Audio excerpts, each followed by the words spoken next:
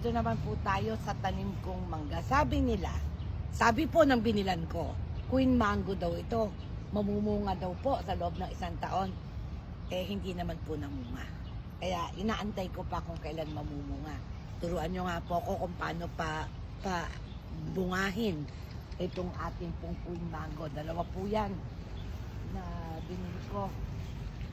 Pero hanggang ngayon po ay wala pa ring bunga, kundi mga bagong dahon lamang po. Ngayon, papakita ko po sa inyo kung ano yung mga tanim ko na kung ano-ano lamang po. Kung ano po yung hilig ko, ilalagay ko dito.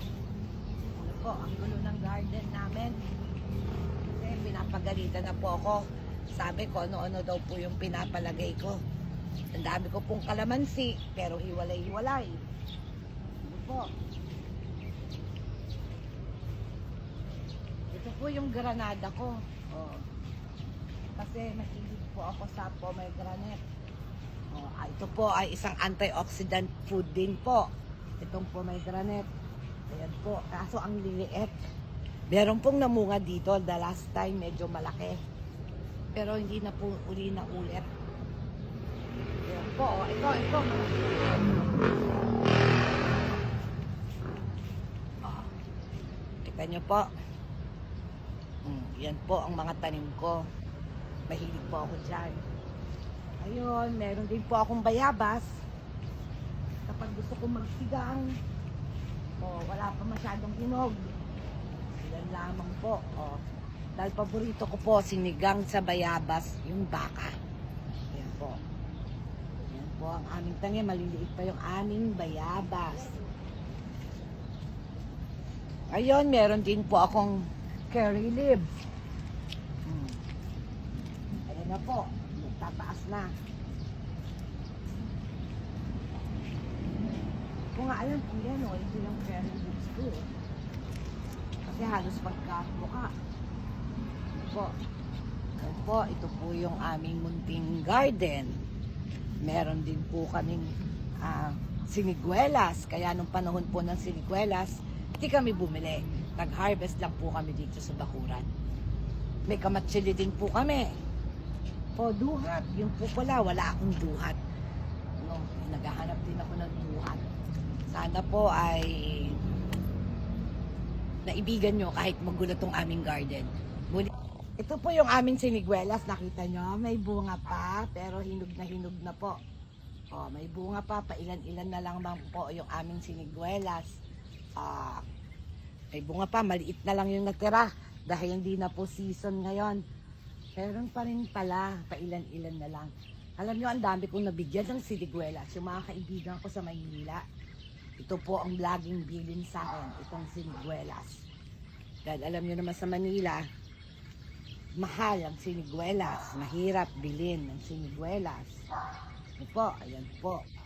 Ngayon, tayo rin po ay may mga alagang o tanim na gulay, pero nalipasan na po. Talong. Nakakapag-harvest na po kami ng papaya dito. Ayun na, may bunga ulit.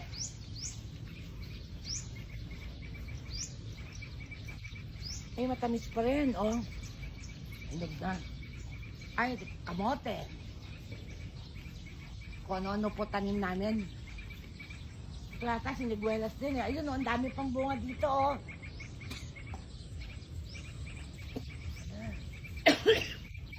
Nasabihin ako sa siniguelas.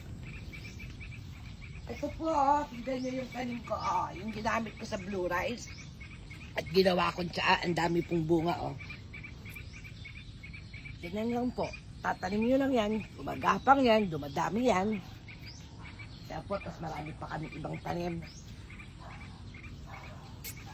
Nakapag-harvest na rin tayo ng kamote dito, nung binungkal yan. Talbos ng sa kamote. Katuray. Meron din ako dito, ang tawag doon, yung gilalagay natin sa pakbet. Himbabao. Ngayon. Asan yung himbabao natin?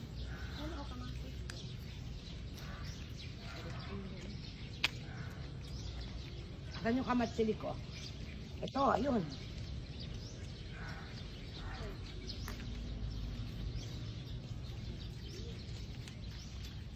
May alaga din po ako konting manok, pero ewan ko kung buhay pa yung manok o pinatay na ng aso.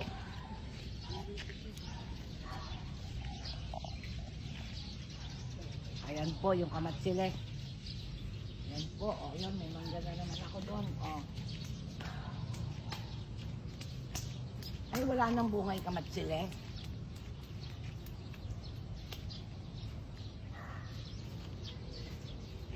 Wala pa rin bunga yung aking mangga. Ayan po, may bayabas pa rin.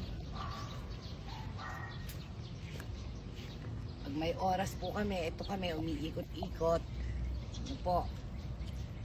Sana po, matulungan nyo ako maghanap ng puno ng langka at suwete. Ano pa yung sinabi ko kanina? Kamyas. Ano po? Tsaka sana duhat. Ano po? Baka meron pa akong pwedeng ilagay. Kaya mag-suggest lang po kayo kung ano pang puno ang kailangan ko para po dito sa aming garden. Muli po, maraming salamat.